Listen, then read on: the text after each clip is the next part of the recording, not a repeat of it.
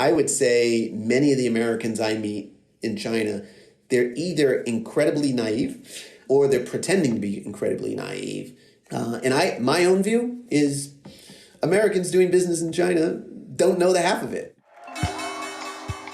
I'm Bethany McLean. Did you ever have a moment of doubt about capitalism and whether greed's a good idea? And I'm Luigi Zingales. We have socialism for the very rich, rugged individualism for the poor.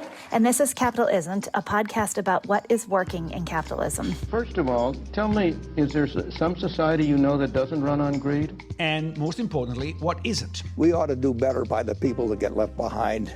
I don't think we should have killed the capital system in the process. For most of the last century, getting rich in China was against the rules. The communist government's planned economy saw to that. But things changed in the 1980s, when then-leader Deng Xiaoping's rallying cry was to get rich is glorious. Most people these days don't focus on corruption in China. Why? Because China is so successful. You don't want to think about it as corrupt. Lawyers who have represented activists have been disbarred. Journalists who write critically have been thrown out of the country. And as many as 2 million party members have been investigated for corruption. Xi has replaced collective leadership with centralized authority. When Luigi and I decided to do an episode focusing on corruption in China, we thought, of course, of David Barboza. David is the former New York Times reporter whose 2012 piece revealed that the extended family of China's then prime minister controlled assets worth nearly $3 billion. Who better to talk about how deep the corruption really extends and whether it matters in the end? David and I first met back in the early 2000s when we were both reporters covering Enron, speaking of corruption, so I'm particularly delighted to have him on this episode. It might actually be interesting to start on a bit of a personal note, David, because you and I did meet way back when in the wake of your coverage of Enron, and you were just making the decision back then to learn Chinese and go to China to work for the New York Times there. What made you make that decision? What took you there? After my work on Enron, the Times said to me, okay, because you lived in a hotel in Houston for a whole year, we're going to let you go on vacation and you can pick anywhere in the world. My friend Jim Yardley, my colleague, was just being moved to Beijing, and he said, why don't you come to China? I was so fascinated immediately after I got to China. And so I went back and I told them, and I think 6 months later or so, I moved to Shanghai. And what pieces of that played out as you expected, and what did not play out as you expected? Strangely, one of the first meetings I had in China was with a young guy who had graduated from Brown, and he said, I read your stuff on Enron, and I can tell you every Chinese company is Enron. And of course, I thought he was crazy. But in fact, there were so many Enrons. In China, they thought of it as a good thing. Enron was a good word in China. It was like, they are so clever. I just couldn't have imagined the kinds of stories and adventures and threats in people following me and all the crazy ups and downs of living in an authoritarian country that is, both market-oriented and also kind of Wild West and dictatorship. And as you can see, since I got back to the U.S. in end of 2015, I cannot let go of, I could let go of Enron. It's a great story, but I could let that go. But I can't let go of the China story. And in the meantime, you won a Pulitzer Prize, and I read, for your striking exposure of corruption at high levels of the Chinese government, including billions in secret wealth owned by relatives of the prime minister, well-documented work published in the face of heavy pressure from the Chinese officials. Living in America after 4 years of the Trump presidency, we're a little bit not so sensitive to the word corruption because corruption is anywhere. So can you explain us what is the level of corruption in China? Is a Trump level of corruption? Is it much worse? Is it much better? Tell us. Sure. I mean, a lot of people actually said when Trump was running for president, the joke was that he's the first Chinese president of the United States. I mean, there are a lot of things that are not very Chinese about him, obviously, but the Chinese part was that he's an authoritarian leader. And he believes like family first. So this is like the China model, right? Which is you bring all of your relatives in, you do business with them. It's a family-owned company, and you crush your enemies, you threaten them. This is kind of like a combination of a top Chinese tycoon and the Communist Party leadership. You have to be politically connected to do business in China on a big scale, not on every level, but if you want to get really big, there's no way, I'm told by my friends, and a lot of my friends even who admit that they were involved in this, say, you've got to know the right people, you've got to make payoffs, you have to perform. It's not just like you pay someone and you get all the spoils, but you have to do both the business side and the government relations side, and you're expected to share your wealth because your wealth in China is really the country's wealth. And the country's leaders are the Communist Party. And so when you rise up as a businessman, you need to make sure that the local officials who helped you are taken care of, the provincial officials are taken care of, the central government officials are taken care of. So often I would track the sort of career of a tycoon. And so you knew that in the city that he started or she started, they paved the way through corruption locally. Then they moved their headquarters maybe to the provincial capital, and then they got those levels. And then when they wanted to go national, they moved to Beijing or Shanghai, and they needed to get people at the very top to be part of them. And so my story about the prime minister's family was really following lots of tycoons that felt the best way to make sure you have support at the top is to bring in their families and to make sure the family or what they call the white glove is tied into the political elites that will secure your business against the government, against competitors, against regulation. You need to have someone, many people on your side. It's almost like a more diversified or democratic form of corruption, which is it's not going to be 5 people or 5 families. It's going to be every region can do corruption in their own area. Every member of the Politburo Standing Committee can have their own little fiefdom. It's lots of corrupt individuals rather than a country. People would say a lot of emerging markets, African countries, Russia, other places are a few people just steal everything. China was lots of people steal because it's a big country and it's not concentrated like it is in Russia and other countries. So if you were to come up with a shorthand word for it, it would be some sort of mix of nepotism, communism, and capitalism, all combining in a form of corruption because it involves family members. You're taking care of everybody along the way. So there's a communist element to this. And yet there's a capitalistic element to this, in that he at the top collects the most spoils and you have to perform. That's right. Does that sound about right? A lot of people think the Communist Party it's really not a communist party.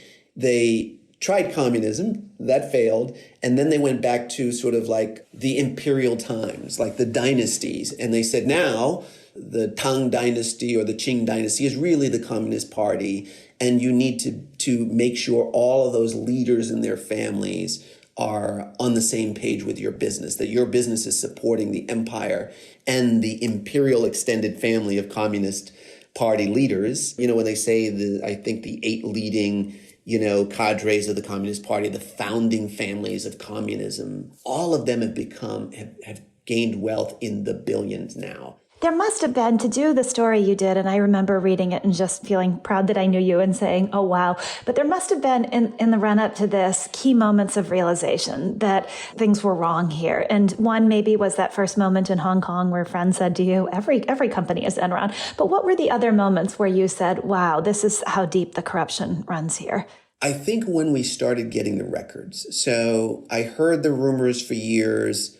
There are secret shares held by the leading families. At one point, we tried to make a map of each family of the leaders and see where their children and where their money. But I was really hoping in this investigation that we would find $3 or $4 million. But when we got the records, we calculated that this is $1 billion in wealth we found. I think maybe the second or third month into it, I couldn't believe that it was real. I was, we have to go through the records. Could this be possible? Could the prime minister's family really be sitting on $1 billion worth of assets? And it's documented in government records. So that was not only the realization that, my goodness, this is a big story, but also it was a scary point because I knew how dangerous it would be if this were true.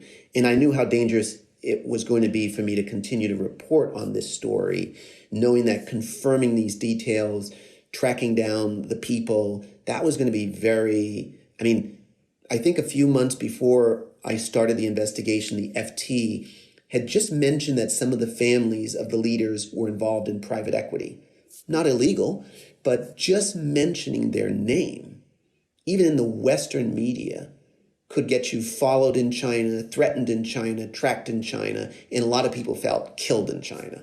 So they took, by the way, for the FT story, they took the byline off. There was no FT byline for that story in China, even though it didn't say anything outrageous. It said what everyone knew, which is the son of this leader is at, a private equity firm. The son of this leader is at another one, and there's no byline for the FT, right? So I knew it would be dangerous. I also felt a little what I felt when we worked on Enron together, which is the excitement of the mystery that I had these Chinese records with all sorts of maps of who was doing the ownership and who these people were. And I had diamond companies and insurance companies and real estate companies. And I knew it was going to be exciting unraveling that mystery and then trying to get the Times to publish it by the end of the year. This is like October, and I'm saying really believing that I could do this by December, which was impossible. We published the next October. So if I am a firm, let's say I'm Tesla, and I want to start exporting in China, do they ask me $1 million in small bills, or how does it take place? I think China, that's probably the old way, but China has gotten more and more sophisticated. If you're you say Tesla, so you're a foreign company, you're an international brand coming to China. Probably Chinese government, no one's going to walk up to Elon Musk and say, can you pay us off and send money to the leader? What's more likely to happen is when you come to China, you often need a partner, you need a local, you need a fixer, you need a government relations person. Those people will be the one that will figure out the sophisticated way to move that money.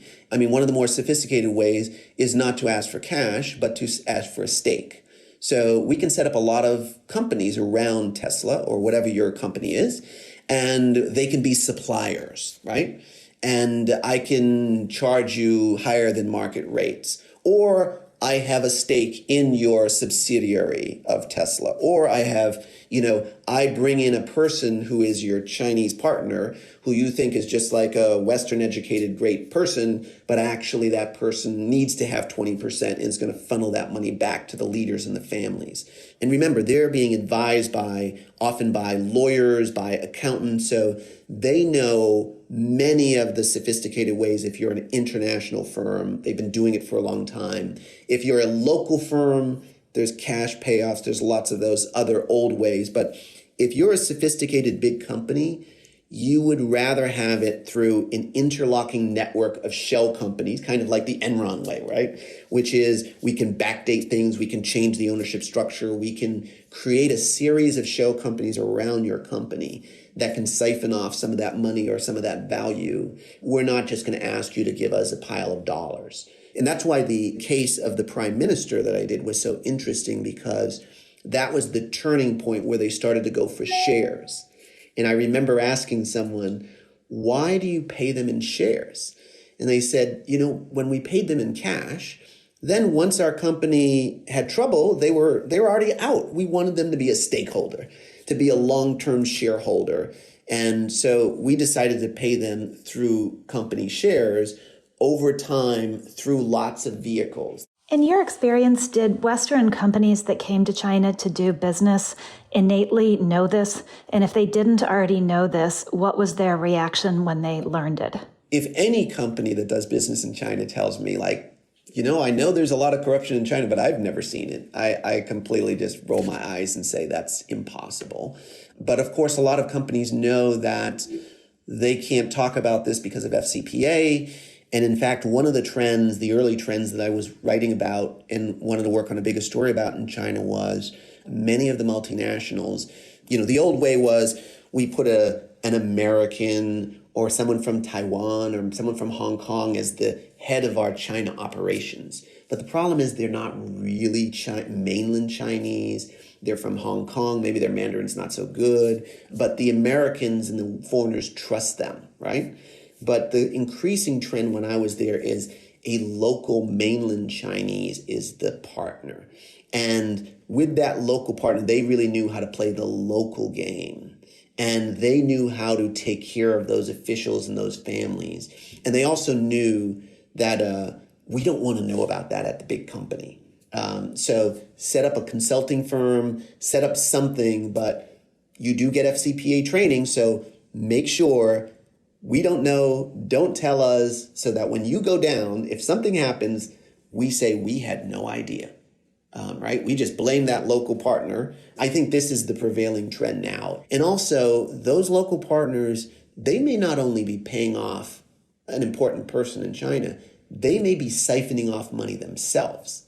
Like I wrote about GSK, the GSK case. One of the things that we found in the GlaxoSmithKline corruption case was not only were they paying bribes to doctors to prescribe, but the people, locals running GSK, the Chinese managers of GSK, had created a series of companies inside GSK that supplied all sorts of equipment and things. And so they had extra salaries. Like, why should I, the general manager, I'm taking this big risk with corruption, why should I make $100,000 or $200,000 when I can siphon off several million? And it would be very hard, especially if I teamed up with the other locals, for the managers, I mean, the bosses that come in from New York, they don't know Chinese, they don't read Chinese. We can run them in circles. We can have our own operation. We can report fake numbers to them. So it's really kind of a scary thing for multinationals is they can't really know what's going on in China. They don't want to know some of the things. They have to trust their local partners. Obviously, many of those local partners are, trustworthy people, but I would tell you a lot are not. So let me be a bit naive here, but all these companies have big accounting firms that are supposed to audit their accounts. While we know that auditors don't have a mandate to ferret out fraud or corruption, however, they have an obligation that if they see something that looks like, or they have suspicion, they have to report upward what they've seen. So how can American audit firms audit the Chinese operation of their multinationals in good faith and report that everything is fine? They can. So I'll tell you why this is so interesting and complicated, right? So the major accounting firms from the world, the PwCs, et cetera, they have to set up a local operation. And a lot of those are like franchises. They're not even really in control of them. In China, for its state security law, doesn't even let regulators like the SEC get close to those records. That's one of the battles with the US government in China is the US would like even listed companies. And even Alibaba, the SEC could not go into China and get the records. And these are not the same as the accounting firms and the standards that they have outside. So there are local firms. The firms are told a lot of what you're doing is a state secret. So you would never tell a company, GE, or name a company, if you go to GE or one of these big companies and say, well, we found that the chairman of our local operation was paying off the family of a leader. The families of leaders, their names are forbidden in the media. You can't publish them on the internet. Like when I searched for the families I was looking for, they can't even be published in Chinese online. So those are state secrets. And this is a state security matter. And by the way, anyone who worked for me as a translator or researcher was reminded every week at the lunches that they went to, occasionally with the state security agents, that where is David doing? What is David doing? Where is he going? You realize that this is China, and we know where your family is, and you need to be loyal to China, and these are state security issues. You could be arrested for doing the wrong thing. Those audit firms and those locals are not going to protect a foreign company from the Chinese government. So yes, there's some of them are better than others, but luck and coffee kind of stuff happens all the time. How often does that happen because an audit firm talked about it? It's really because a short seller or some journalist or something was leaked out. I just wrote about this company, HNA, which is a Chinese company. It is Enron squared. I mean, this is related party transactions. The son and brother of the chairman set up companies which are bought and sold items to HNA. Everyone has known this has been a fraud for a long time. It became a $100 billion company, and it only recently collapsed. We're a long way away from China having a trustworthy system of auditing and regulatory oversight. Does it matter in the end? I mean, when you think about the flood of American money into China, even as, thanks to your reporting, all of this has become more and more known, yet the flood of American corporate money into China hasn't slowed.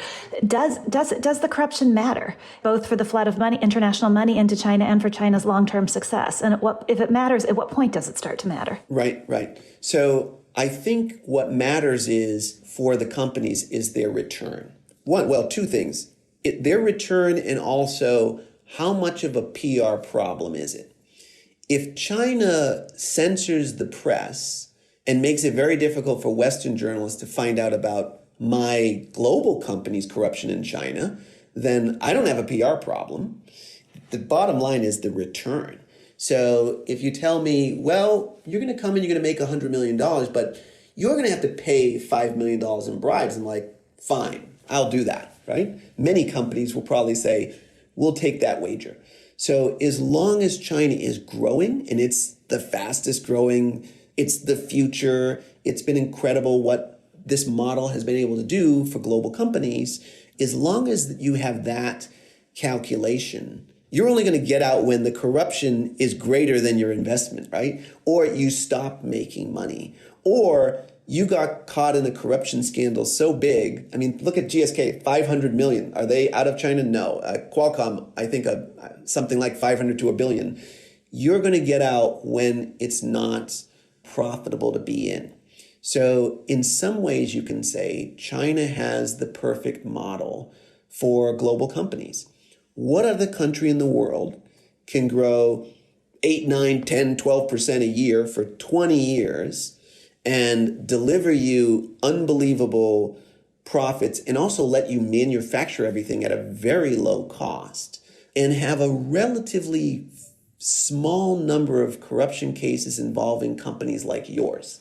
So it's actually, when you look at the US cases against multinationals, the FCPA cases, most of those are self-reported.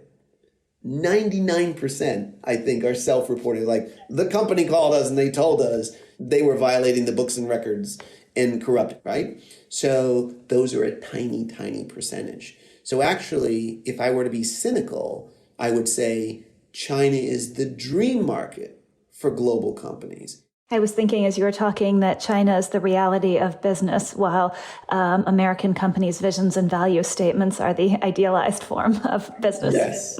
Yes, exactly. I would say many of the Americans I meet in China, they're either incredibly naive or they're pretending to be incredibly naive. China is a very nice culture. It's a very welcoming culture. You're treated so well when you come to China. They probably have no idea that everyone that's welcoming them has 99,000 strategies for how to profit from this relationship. My own view is Americans doing business in China don't know the half of it. They're probably, I get flown in, they take me to the factory, I see great things, it all looks so fun, and then they take me to a great dinner and they treat me, and then they send me to the airport. And behind the scenes, they could be doing anything they want, because I want to hear a positive story in a growth country. I want to see my numbers go up. I don't want to see the details, and probably you wouldn't show me the details anyway. I think that's a great point, that we're all always biased towards seeing what we want to see, right? And that is incredibly true of companies doing business in China. How do you think the pandemic changes these dynamics, if at all, in the sense that China has gotten worldwide opprobrium for its handling of the pandemic at the start, and yet China arguably is emerging from this on a healthier footing than certainly most of the West? The positive for China in the pandemic is how it handled it, right? That it showed the world that maybe this authoritarian model is, at least it's good for a pandemic, to deal with a pandemic. In the business and economic sense, I think it's certainly a positive for China that while the rest of the world is a mess, that its economy is open, it's gaining more trade, its factories are churning out everything. They can actually take a bunch of old state-owned factories and sell stuff all over the world because you can't even open your country to make the stuff. So how are you gonna produce things? And basically we now wake up and see almost everything is made in China, and almost everyone is tied into China, and they have leverage that we never thought China could have. I mean, that's one reason why we started, the magazine, the Wire magazine, is because that China in the world, understanding China and its role outside of China. That's what we're mostly writing about, China outside of China, how that plays and how that affects every company. So if China is the standard for what a movie should be that Hollywood produces, well, we're all going to be watching movies that Chinese like because they're the biggest market. If China decides what Louis Vuitton bags should look like, we're all going to be having Louis Vuitton bags. China is going to change all of these things because the world is going to coalesce around the biggest market. For a while, the biggest market has been the US. So the rest of the world gets what America likes. Well, now the rest of the world is going to get what China likes. That's going to be a very different world. Well, it's fascinating because we all tend to think of China's system as being antithetical to ours or opposed to ours or opposite to ours. And yet the accumulation of wealth and the income disparity in China looks quite a bit like the US. And so that leads to a question of how fundamentally different our systems actually are. And for every allegation of fraud and cronyism in China, I think, well, here's the US. First of all, it's not my style to defend people. I tend to be more on the attack. But this time I have to defend the United States. It's not as bad as China. I think that with all the criticisms we have of the people who govern us, I don't think that you have a prime minister who accumulates on the job $3 billion. I don't think it's as extreme, but the same forces are in place. U.S. presidents generally become very wealthy once they leave office because it is the connection to political power that enables them then to gain great wealth after, at least by most people's standards, not $3 billion of wealth, but often tens of millions of wealth. And so there is a critical role in the U.S. for all that we think we have a free market system. Crony capitalism pervades every aspect of it. People who have access to political power tend also to get money. So no, not $3 billion, but some of the same forces are at work for sure. It's true that U.S. presidents get paid a lot for their speeches. And by the way, not just U.S. presidents, also former central bankers, for example. But first of all, we're talking about a different order of magnitude. It is pretty shocking that Janet Yellen made, 7 or 8 million in speeches after she stepped down from the Fed. But we're talking about millions, not billions. But I think that people with proximity to political power in the U.S. can use that to become quite wealthy. You're right, it's an order of magnitude issue. It's not on the scale of what you see in China, but they can. And if they choose not to, it's because they make the moral choice not to, not because the option isn't available to parlay political power or access to it into money. So I think my argument is that the same dynamic exists in the U.S. system. It's not, the order of magnitude is absolutely different, but you still see some of the same forces at work. Of course, human nature is equal everywhere. And when you have power, you try to get money. And when you have money, you try to get power. So the system is the same. But I think the transparency that comes with a US type of system limits that. Agreed. But I thought when David said that Enron was something to be admired in China because of its cleverness, because of how they got away with it, I thought that was a really telling comment. And it was interesting that part of his discovery process as he got there was how systemic the corruption was and how endemic it was to the way in which China functions. There is probably something to that very lack of transparency, as well as this really unique mixture in China of capitalism, communism, and nepotism, that some of that's at work in the US, but to nowhere near the same degree. You know that the term nepotism stands from nephew in Italian and was invented for a pope that had a child. And because you didn't want to say that the Pope had a child, you said it was a nephew, and so that was called nepotism. I had no idea, but of course everything interesting comes out of Italy, so I'm not surprised. Or maybe everything corrupt come out of it. I was trying not to go to the pejorative. So. But I think that that's in part the story. I think that in China is a combination of very strong family attachment, a huge amount of discretionary power, because unlike in many other countries, the central power is still very effective, and a lot of money to be made. The market is so big, the market opportunities are so big that if I am a local officer in China and my yes can make you a fortune, why don't you share a bit with me? Rather than sharing with the country at large, maybe in the form of taxation, you share with the local officer in the form of a bribe. But bribes that are very well disguised these days with business participation, shares, and stuff like that. I love the story that David said that in the old days, bribing took place in cash, and now people realize that they prefer to bribe in shares because you are committed for the long term rather than just for the short term. Right. But again, I'd argue there's a similarity to how the U.S. functions as China moves toward less transparent means of giving bribes. If you think about, for instance, some of the scandals we've seen with companies' boards of directors, where the boards are essentially in some ways being paid in order to keep quiet or to not raise objections to what's going on in the boardroom. And again, it's a difference of degree, but it's the same sort of fundamental attitude. Yeah, but I think the degree does matter and the pervasiveness does matter, and also the moral sanctioning does matter. It seems to me from what I got from David is that not only this is pervasive, it's not really shunned upon, is something that everybody knows that is taking place and they look the other way. I hear you, but then I would point to the financial crisis in the U.S., which, while perhaps not criminal, the argument after the fact was, well, we can't prosecute anybody because these are all good guys, and these are all the people we know, and we're all in it together. And so, therefore, nobody did anything wrong. This is a 100-year storm that, as Jamie Dimon said, the CEO of J.P. Morgan Chase, that couldn't have been predicted. And that was the mantra from those in power. And again, it's not outright explicit corruption in the same way, but it was a way of doing business that was sanctioned by all of those in power. And then after the fact, all of those in power agreed that the way of doing business would be sanctioned. So again, a difference in degree and perhaps explicit corruption versus implicit corruption. I'd maybe summarize the difference a little bit differently, which is to say that in the U.S., when these things happen, we make a really big deal about them and we write books about them and we produce TV shows and we excoriate those involved as if these are the exceptions. And then when the next one comes along, we do the same thing. Whereas in China, people just pretend it doesn't happen.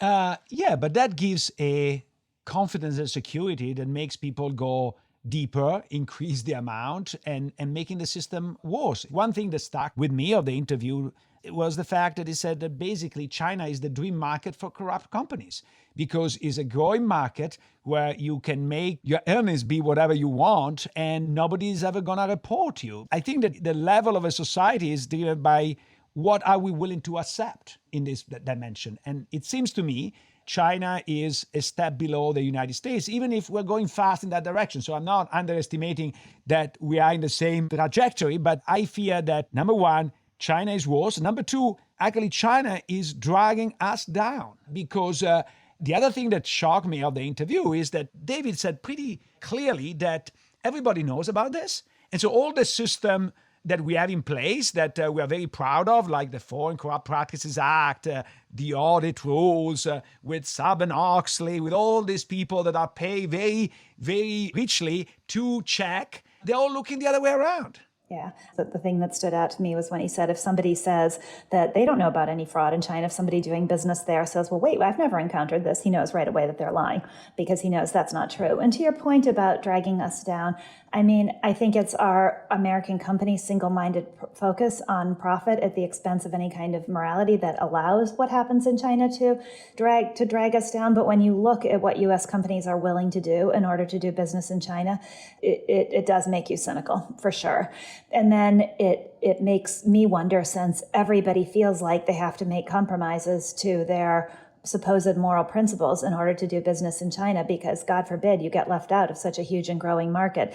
It comes back to the conversation we've had about the necessity of government rules and regulations to define a fair playing field, or a playing field upon which people are going to compete. Because if you don't have that, then of course everybody has to figure out how to do business in China in any way possible, because their stock is going to get hammered otherwise, and they're going to get left behind. And so if there ever were a case for a clearer set of rules around it, maybe it's here. Yeah, and what worries me even more is what David said, that China is also an additional power that is so big that even from a purely market point of view, is going to shape the taste and is going to shape the norms of the entire world. I grew up in Italy, shaped by the jeans and the Coke and the product that Americans were selling all over the world. And I think the next generation will grow up with the product that China wants, which is fine. I don't mind. Actually, I prefer Chinese food than Cokes. But the more important point is they're going to also be extremely influential in terms of business norms, particularly so because not only they are a big market, they are a big market that can be influenced by just a couple of players, precisely because they're not a democracy.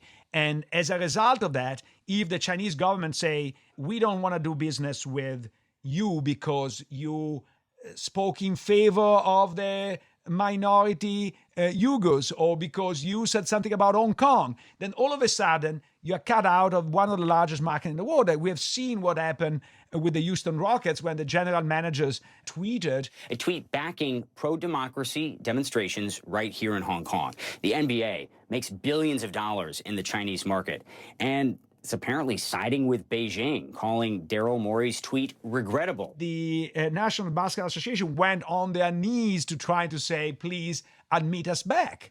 The same happened to a player in Europe that is a German player but of Turkish origin, that he sort of feels very strongly, because he's also Muslim, so feels very strongly about the Muslim minority in China, and is basically blackballed by many football associations now because they want to show their games in China.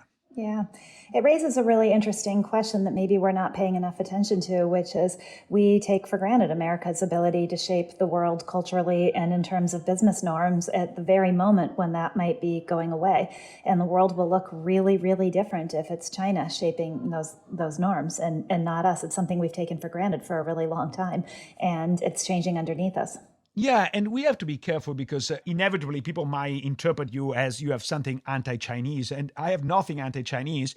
The issue is not a democracy in the Western sense of the word. There are not some fundamental freedom, including the one to expose the problems. In the sense, David Barboza had to run away from China, and they closed down the office of the New York Times for a while as a result of that. So that gives you a sense of how aggressive this is. And everybody was going up in arms when Trump was saying the press is the enemy of the people, which was terrible. But I have to say there was a lot of bark and not as much bite. China does bite, and that makes a difference. Have you ever wondered what goes on inside a black hole? Or why time only moves in one direction? Or what is really so weird about quantum mechanics? Well, then you should listen to Why This Universe. On this podcast, you'll hear about the strangest and most interesting ideas in physics, broken down by physicists Dan Hooper and Shalma Wegsman. If you want to learn about our universe, from the quantum to the cosmic, you won't want to miss Why This Universe, part of the University of Chicago Podcast Network. So what do you make of China today and Xi Jinping's efforts at reform? Chinese President Xi Jinping has launched an anti-corruption campaign and overseen investigations into the country's wealthiest and most powerful. More than 100,000 have been jailed for embezzlement and bribery. Do you think they're real? Do you think that this changes China going forward? I don't. I see Xi Jinping as concentrating more the power. So if you see the pattern from the famous moment of the handout of Hong Kong to China, there was a hope that was maintained that China will evolve in the direction of the Western world. With Xi Jinping, that hope has disappeared. In fact, China is becoming more an autocracy. The occasional scandals are just designed to make easier for Xi Jinping to get rid of some of the people. If everybody is corrupt, then you can use anti-corruption cleanup as a way to get rid of your enemies. You just pick who you're going to prosecute because you're going to find a reason to prosecute.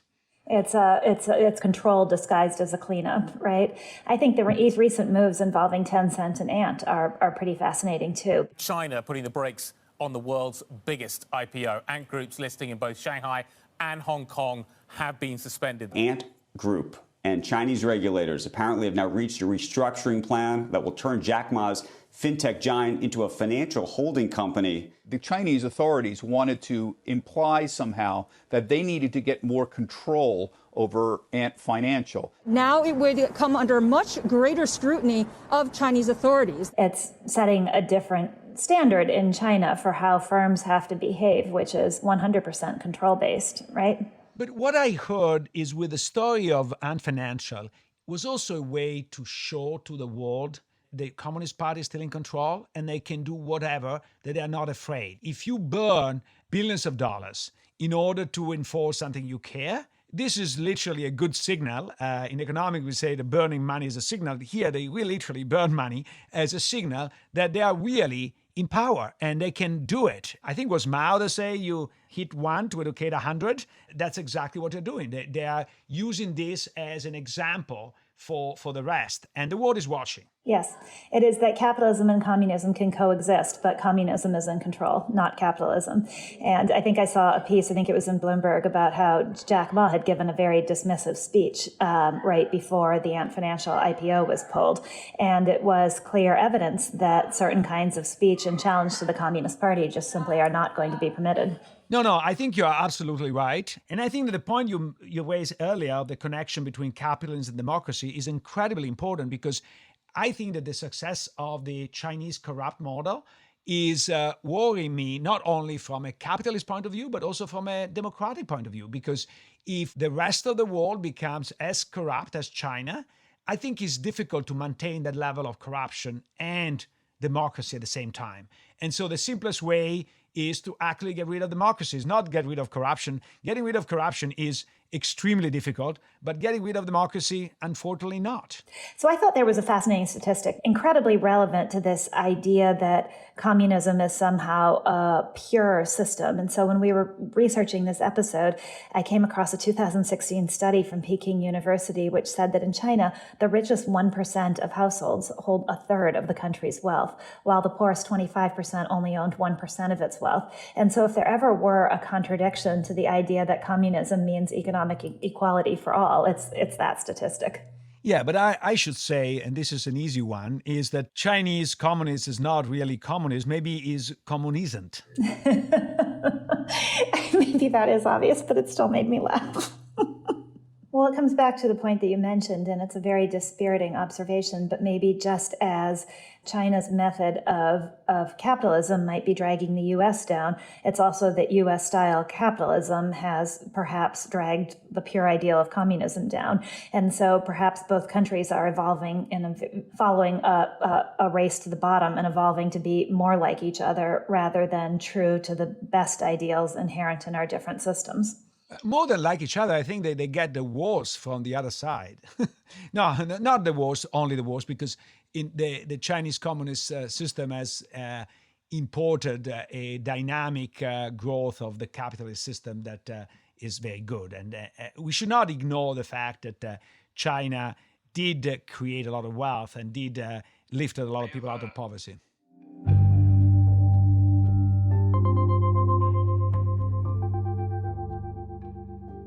I think one thing that could be done is less naivete in our view of China. And thank goodness for people like David Barboza who have exposed the fact that great wealth has been accumulated by those in control.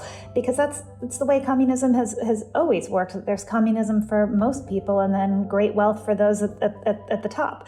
So that's one solution, is just continuing to point out that yes, our system in the US has its problems, but dear God, what is that?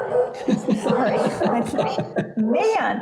But it's not as if the perfect system has been invented by anybody anywhere. You're absolutely right. The other idea is following a bit what Paul Romer was saying, that when you don't like something, you tax it. Maybe we should start considering taxing business in China more seriously. And it says if there are these negative spillovers on our norms and the way companies are run and all the stuff, maybe we should do less of it. And in economics, we know one thing well: if you want to reduce the production of something, you tax it. And so if you want to reduce business with China, you tax it. Yeah, it's interesting to think whether we need a revised Foreign Corrupt Practices Act, whether we need something that more explicitly sets rules so that that capture the continued evolution of corruption in China. And that specifically is aimed at creating a non-corrupt and level playing field for U.S. companies operating there. And I'm not well enough versed in the intricacies of the Foreign Corrupt Practices Act to know what else we might need. But maybe it's not enough to capture the continued evolution of corruption. Yeah, the problem is that you need to agree with all the major Western countries, because if you go alone and, let's say, France and Germany are exempted from that, you're basically conceding the market to them, which maybe is a price worth paying, but it's something that clearly will be used against you to try to stop it. You're right. You're absolutely right. In a global economy, the U.S., if we ever had the power to unilaterally make that decision, we don't have it anymore. And then it becomes an argument that U.S. companies are being put at a huge disadvantage relative to the rest of the world, which already exists. That's already an argument with the Foreign Corrupt Practices Act, and it happens to be true. And you're right that it's an idea with challenges.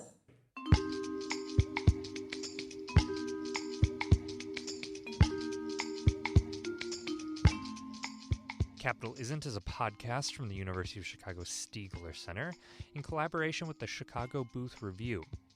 Also check out promarket.org, a publication of the Stiegler Center. Don't forget to subscribe and leave a review to Capital Isn't wherever you get your podcasts.